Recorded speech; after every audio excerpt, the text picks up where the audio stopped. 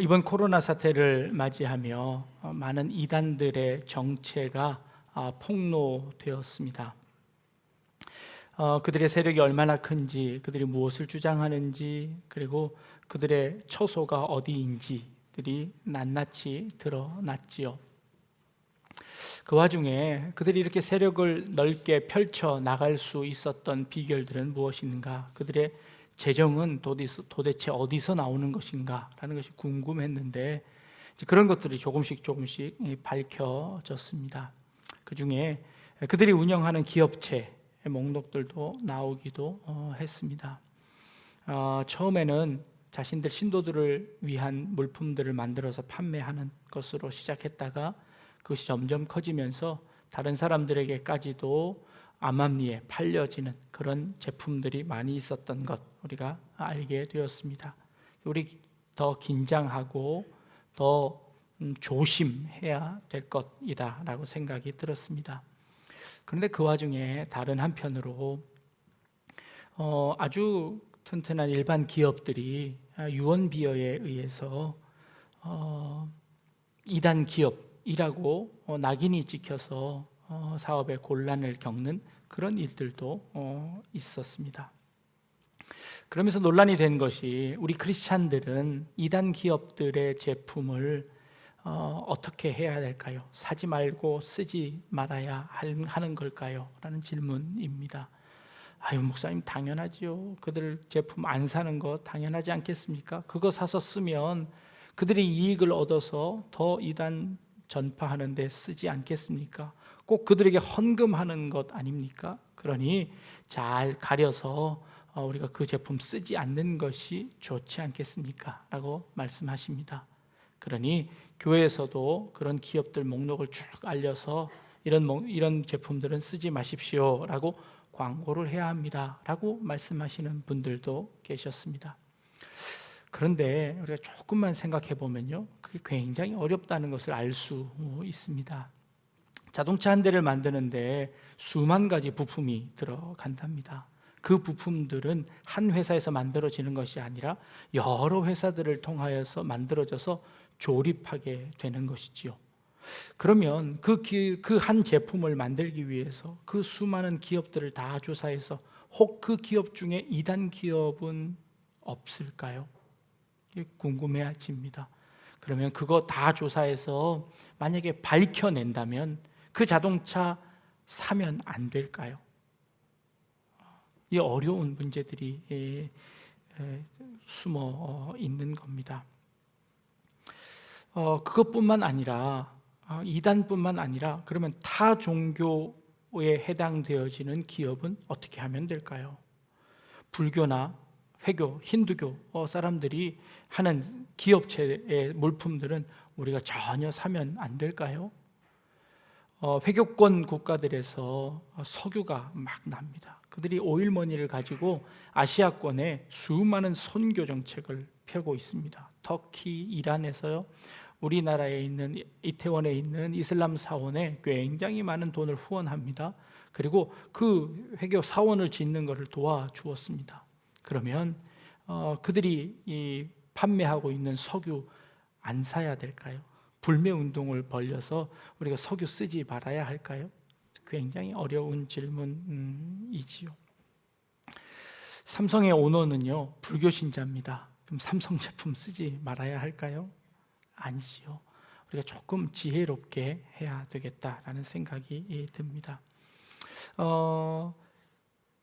이 복잡한 사회에서 이것이 이단 제품이다 아니다를 명확하게 구분할 수 있는 방법이 일단 쉽지 않고요. 그것을 구분한다고 하더라도 우리가 그것을 불매운동을 함으로 인해서 그들에게 줄 타격보다 사실은 우리 기독교가 얻을 피해가 더 클 수도 있습니다. 기독교인들은 참 편협해, 기독교인들은 자기들밖에 몰라 라고 이야기한다면 오히려 우리의 전도의 문이 더 막힐 수도 있지 않나 하는 생각이 듭니다. 더 역작용이 생길 수 있다는 겁니다. 좀 몇 가지 원칙들을 가지고 대처해야 되겠다라는 생각이 듭니다. 이단에 속한 개인과 이단에 속한 기업을 좀 분류 했으면 좋겠습니다. 개인적으로 여러 신앙들을 가질 수 있는 것, 그것 자유이지 않습니까?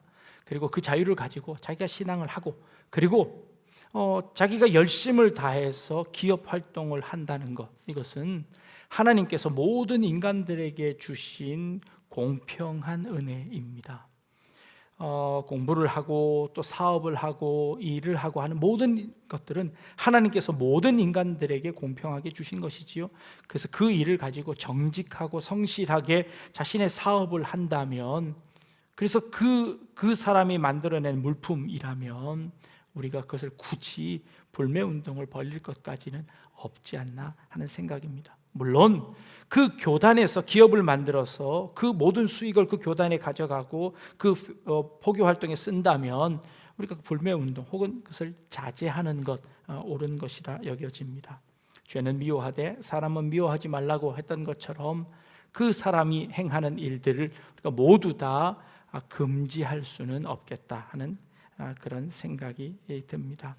그러나 혹 그 기업에서 그 사장이 자신의 신앙을 강요하거나 혹은 인권적인 문제를 가지고 불법적인 일들을 행하거나 이단 교리를 가르치는 것을 그곳에 하거나 하면 그것은 충분히 거부하고 불매운동을 벌여야겠지요. 그것은 인권 차원 문제에서도 충분히 접근할 수 있는 그런 문제라는 겁니다.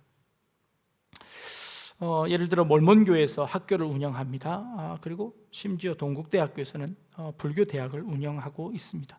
불교 대학이 아니라 일반 대학이지요. 그곳에 가지 않는 것, 개인적으로 선택할 일입니다. 내가 그곳이 정서적으로 맞지 않아 가지 않으면 괜찮습니다. 그러나 그곳에 가 있는 사람들은 못 가게 하거나 정죄하거나 하는 것은 그것은 불가능한 일입니다. 지금 시대에. 그리고 옳지 않은 일이라 여겨집니다. 그러니 그것은 개인이 선택할 문제입니다. 심지어 사도 바울은요, 우상에게 숭배한 제물, 그 고기를 먹어도 됩니까 안 됩니까 하고 물어보았습니다. 이거 먹으면 되나요 안 되나요? 네, 먹어도 되고 안 먹어도 됩니다 라고 사도 바울이 대답하는 것이죠. 왜죠? 왜 먹어도 됩니까? 이 모든 것은 하나님께서 우리에게 주신 음식이기 때문에 먹어도 됩니다. 우상이라는 것이 어디 있습니까? 오직 하나님 한 분밖에 안 계십니다. 그저 그 돌로 새겨놓은 그 위에 갖다 놓았다 가지고 온 것이지 그게 무슨 우상입니까? 그러니 마음 놓고 먹어도 됩니다. 그런데 옥 믿음이 적은 사람들 중에 그것이 문제 삼는 사람들이 있습니다. 어떻게 그걸 먹을 수 있습니까? 라고 하면 그 사람 때문에 먹지 말라는 겁니다. 그 사람 때문에 안 먹으면 된다는 것이지요. 이것은 개인이 자신의 신앙과 자신의 기호에 따라 선택할 수 있는 문제다. 그것이 교회가 입장을 정하고 해라 하지 말라 할 것이 아니다라고 이야기하는 겁니다. 그런 차원에서 우리가 이해해야 좋을 것 같습니다. 또 한 가지 더 덧붙이면요, 선교적인 입장을 조금 생각해 봤으면 좋겠습니다. 먼저는 우리나라만 해도 아무런 종교를 가지고 있지 않는 사람이 50% 이상입니다. 그러면 우리가 20% 30% 가지고 있는 기독교가 다른 모든 것들을 배척한다면 오히려 이 50%의 종교를 가지고 있지 않는 많은 사람들에 대한 전도의 기회를 놓칠 가능성이 굉장히 높습니다. 기독교의 편협성만 증명하는 꼴이 되어질 수도 있습니다. 실제로 그들이 입는 타격은, 우리가 불매운동을 한다고 해서 그들이 입는 타격은 매우 적을 겁니다. 그럼에도 불구하고 우리 기독교인들이 얻는 피해는 훨씬 더 클 수 있기 때문에 우리가 합리성과 윤리성을 가지고 시비를 거는 것이 훨씬 더 효과적일 것이다 라는 차원입니다. 그것보다 더한 것은요, 우리는 그런 사소한 것으로 다투는 사람들이 아니라 정말 그 본질에서 싸우는 사람이었으면 좋겠다 싶습니다. 우리는 이 세상을 살아가면서 정말 하나님의 아들로서, 하나님의 자녀로서 하나님의 성실하심과 공평하심과 공의로우심과 정의로우심이 이게 드러나지는 삶을 산다면 이단들이 어떤 물건을 팔아서 자신들의 세력을 넓혀갈지라도 우리가 우리 신앙을 올바로 지키고 우리의 이 신앙이 올바르다는 것을 세상 사람들에게 알려준다면 굳이 그런 일들을 하지 않더라도 오히려 더 많은 사람들에게 복음을 전할 수 있게 된다는 것이지요. 편협한 것에 우리가 너무 사소한 것에 목매달다가 더 큰 것을 놓칠 수 있다는 겁니다. 우리는 오히려 조금 더 하나님의 더 그 너그러우심과 하나님의 더 그 크심들을 드러낼 수 있는 그런 크리스찬이 되었으면 좋겠다 하는 그런 생각이 듭니다. 지난 몇 주 전에 우리 청년부에서 그 인터넷으로 질문하고 대답하는 그런 순서가 있었습니다. 저를 불러서 몇 가지 질문을 했는데요. 그 질문 중에 한 청년이 이런 질문을 했습니다. 목사님, 믿지 않는 이성 친구와 교제하는 것 그거 괜찮습니까? 하고 물어보는 질문이었습니다. 제가 하고 싶은 대답은 그랬습니다. 전 도시락 싸들고 쫓아다니면서 말리고 싶다. 신앙 없는 사람과 절대 사귀지 말아라. 신앙 없는 사람과 사귀다가 결국에 너도 큰일 날 수 있다. 이 제 솔직한 심정이었습니다. 그런데 제가 그렇게 이야기하면 그 친구가 뭐라고 대답했을까요? 제 대답도 듣지도 않고 또 꼰대라고 하면서 교회를 안 나올지도 모릅니다. 네. 그러겠지요. 그리고 또 제가 그렇게 얘기한다고 해서 그 만나던 그 믿지 않는 이성 친구와 헤어지겠습니까? 절대 안 헤어질 겁니다. 그런데 그래도 다행스러운 것은 그런 질문을 했다는 것이지요. 자신의 마음속에 그래도 뭔가 걸리는 게 있다는 겁니다. 불편한 게 있어서 그런 질문을 하지 않았겠습니까? 그래서 제가 이렇게 대답을 했습니다.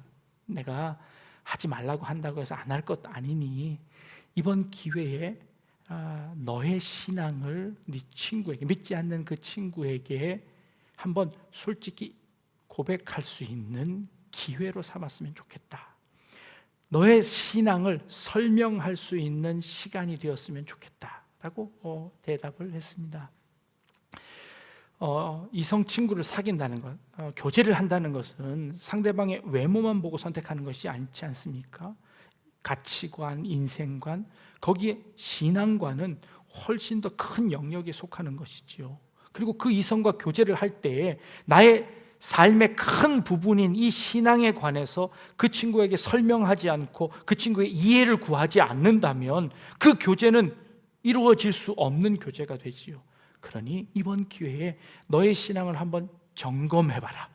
네가 왜 하나님을 믿고 있고 네가 왜 신앙을 가지고 있는지, 그리고 그 신앙이 내 삶을 살아가는 부분에 어느 정도의 영향력을 미치고 있고 어떤 영향력을 미치고 있는지를 너 스스로 확인하고, 그리고 그 확인된 그 신앙을 친구에게 설명해줘라 라고 충고를 했습니다. 물론 그것을 받고 받지 않고는 그 친구의 몫이다. 물론 우리의 목표는 그 친구를 전도하면 좋겠지만 그것은 하나님께서 하실 일이고, 그 전에 내가 그 친구에게 최소한 나의 가진 신앙을 잘 설명할 수 있다면, 그리고 그 설명을 들은 그 친구가 그것을 이해할 수 있다면, 내가 받아들이지는 않지만 네가 가진 그 신앙 참 좋아 보인다, 네 신앙이 너의 인생에 미치는 영향력이 상당히 크다는 거 내가 인정하겠다라고 하는 정도의 수준까지라도 설명할 수 있다면 그러면 사겨라 라고 이야기를 했습니다. 믿지 않는다고 헤어져라 하면 헤어지나요? 그렇지 않지요. 그러나 이 기회를 통해서 왜 그 믿지 않는 친구와 사귀면 안 되는지를 이해할 수 있을 겁니다. 자기가 깨달을 수 있어야 한다는 것이지요. 오늘 본문에 제가 왜 이런 앞에 서론을 길게 하냐면요, 오늘 본문에 하나님께서 이스라엘 백성들을 가나안 땅으로 인도해서 들어가십니다. 그런데 그 가나안 땅에는 이미 7개의 부족들이 터를 잡고 오랜 동안 그곳에 살고 있었습니다. 그런데 그 부족들은요, 이스라엘 민족보다 훨씬 더 많고 힘도 세답니다. 그런데 그 모든 족속들을 다 쫓아내고 하나님께서 그 가나안 땅에 이스라엘 백성들을 넣어주시겠다고 약속하시는 겁니다. 그러면 너희가 만약에 하나님께서 다 쫓아내고 그곳에 들어가면 너희는 꼭 이렇게 해라 하고 하나님께서 당부하시는데, 그 당부가 무엇이냐면, 들어가자마자 너는 그곳 사는 원주민들을 완전히 진멸해라 라고 말씀하십니다. 그냥 쫓아내랄 정도가 아니라 진멸하라고 하십니다. 진멸은 무엇이냐면 아이서부터 노인들까지 모든 사람들을 다 죽여서 없애라는 겁니다. 너희는 들어가면 그 원주민들을 싹 없애버려라. 그리고 그들과 절대로 언약도 맺지 말고, 그들을 불쌍히 여기지도 말고, 그들과 결혼도 하지 말고, 그들이 갖고 있던 모든 우상들을 다 제거해버려라 라고 말씀하시는 겁니다. 하나님의 말씀과 제가 서론으로 말씀드렸던 것이 좀 충돌되는 것 같지 않습니까? 아니, 누가 이단인지도 모르는데 그거 그냥 써도 괜찮다. 안 믿는 사람들과 그냥 사겨라. 근데 하나님께서는 들어가자마자 다 죽이랍니다. 다 없애랍니다. 언약도 맺지 말고, 결혼도 하지 말고, 아무것도 하지 말랍니다. 어떤 말씀을 들어야 할까요? 어떤 말씀? 그런데 이 말씀이요, 참 이 몇 가지 이 좀 아이러니를 발견합니다. 하나님께서 들어가면, 그 땅에 들어가면 모든 백성들을 다 진멸해라 라고 말씀하셨습니다. 진멸해버리고 다 쫓아내고 다 죽였습니다. 그러면 언약을 맺을 사람이 있나요? 없나요? 없습니다. 그런데 언약을 맺지 말랍니다. 아니, 언약을 안 맺으면 결혼을 할 수 있나요? 없나요? 결혼할 수 없습니다. 근데 결혼을 하지 말라고 하십니다. 아니, 이 말씀이 거꾸로 된 것 아닙니까? 아니, 하나님께서 진멸해라 라고 한 가지만 말씀해 주셨으면 그 다음 명령은 사실 필요 없는 말씀이죠. 다 진멸하고 없애버리고 쫓아냈습니다. 그런데 그 백성들과 어떻게 언약을 맺고, 그 백성들과 어떻게 혼인을 하고, 어떻게 그 백성들을 불쌍히 여길 수 있나요? 불가능한 일이죠. 그런데 하나님의 명령은 지금 그렇게 하고 계십니다. 왜 그러실까요? 왜 그러실까요? 제가 우리 청년들을 향한 그 마음이지 않았을까라고 생각을 합니다. 도시락 싸들고 가서 말리고 싶은데, 너 절대 그렇게 하면 안 된다라고 얘기하고 싶은데 안 들을 거거든요. 그러니까 너 들어가면 다 진멸하고 깨끗하게 청소해버려라. 아니, 그것도 못하면 절대 언약을 맺지 마라. 절대 불쌍히 여기지 말고, 절대 결혼하지 말고, 그들이 섬기는 우상들 다 제거해버려라. 이 하나님의 마음이지 않으셨을까요? 이스라엘 백성들을 향한 하나님의 마음이셨던 것이죠. 그렇게 한 이유가 뭘까요? 그들을 제거하고 없애는 게 목적이셨을까요? 아니요. 그것을 통해서 이스라엘 백성들이 하나님의 거룩한 백성임을 잊지 않는 것이 하나님의 목적이셨습니다. 그들이 너희가 혼인하고 그들과 언약을 맺고 그들과 함께 살아가다 보면 하나님을 잊어버리고 우상을 섬기게 되더라는 겁니다. 근데 그들이 우상을 왜 섬겼을까요? 그들이 섬기는 우상들은요, 가나안의 신들은요, 다 농경의 신이고 다산의 신이고 축복의 신이고 복을 주는 그런 신들입니다. 그런 신들을 보면서 그 세상의 가치관에, 그 가나안의 가치관에 함몰되어서 하나님을 잊어버리는 겁니다. 하나님을 잊어버리고 그 신에게 우상을 숭배하게 되어지는 그 이스라엘 백성들을 걱정하시며 하나님께서 말씀하시는 겁니다. 그들이 제시하는 그 축복은 사탕 발림에 불과한 것이다. 그들의 축복은 잠시 있다가 사라지는 것이다. 영원한 하나님이신 축복은 영원히 변함없이 흔들리지 않는 것이다. 그 축복을 기대해라 라고 말씀하시는 것이죠. 하나님이 주시는 그 축복은 뭔가요? 우리의 눈에 보이기에 좋아 보이지 않을 수도 있습니다. 우리 눈에 보기에 이것이 축복처럼 안 보일 때도 가끔 있습니다. 그러나 그것이 우리에게 주는 영원한 축복임을 깨달으라 라고 말씀하시는 것이지요. 하나님이 이스라엘 백성들을 선택하실 때, 얘들아 생각해봐라. 내가 너희를 왜 선택했겠니? 너희들은 힘도 없고 크지도 않고 많지도 않은 백성인데 내가 너희를 선택했어. 너희를 거룩한 백성으로 삼았어. 왜 그랬는 줄 아니?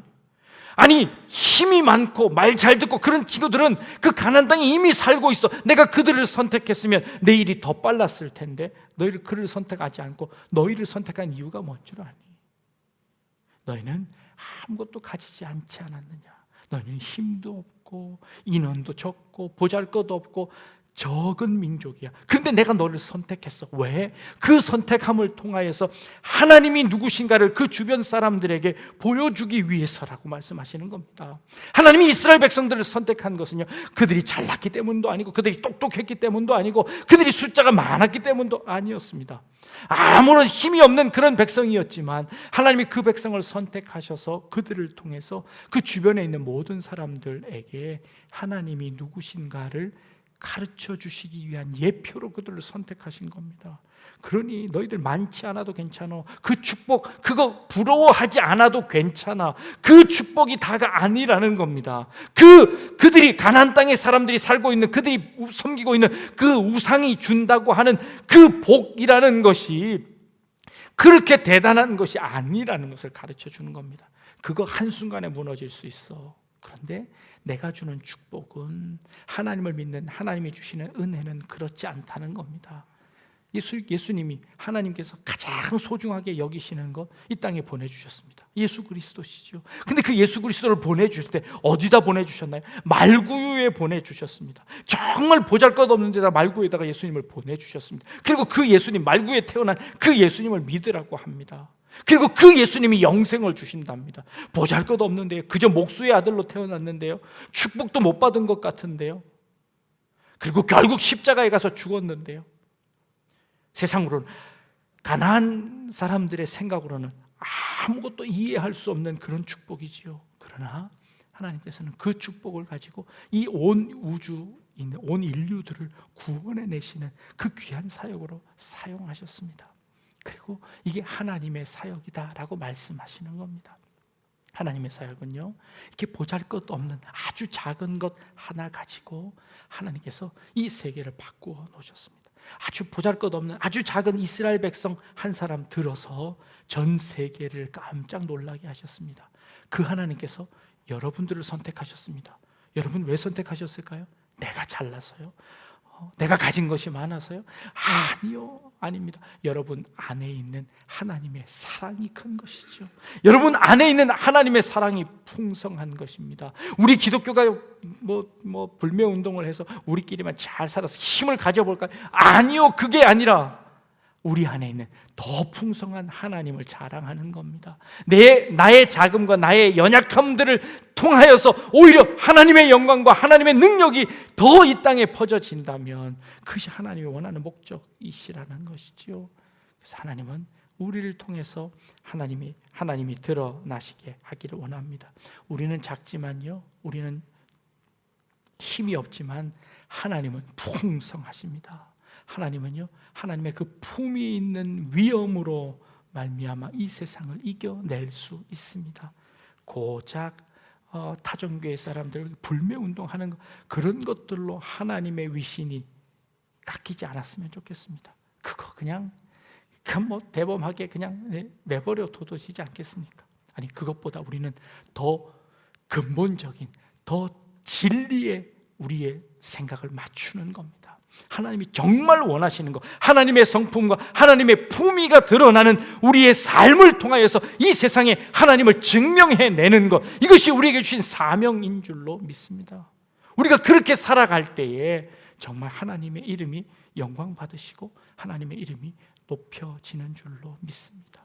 여러분들의 사업장에서 여러분들 하나님의 자녀답게 하나님의 택하신 선민처럼, 성민처럼 거룩한 백성으로 사시기 바랍니다. 그렇게 기업도 운영하시고, 그렇게 가게도 운영하시고, 그렇게 직장 생활도 하십시오. 그러면 그것을 통해서 하나님이 더 영광 받아 주시는 줄로 믿습니다. 가나안 7 족속은요, 외부에 있는 것이 아니라 사실은 우리의 마음속에 있었습니다. 우리가 아직도 몰아내지 못한 가나안 7 족속은요, 우리의 마음속에 있었습니다. 미움과 시기와 질투와 교만과 열등감으로 우리는 여전히 우리의 마음속에는 가나안 7 족속들이 살고 있습니다. 그런데 자꾸 외부에다 대고서는 외부를 향하여서 이것도 쫓아내도 이것도 아니요, 내 눈 속에 있는 들보를 보라고 말씀하시는 겁니다. 우리 안에 하나님 말고 가나안 족속들이 살고 있습니다.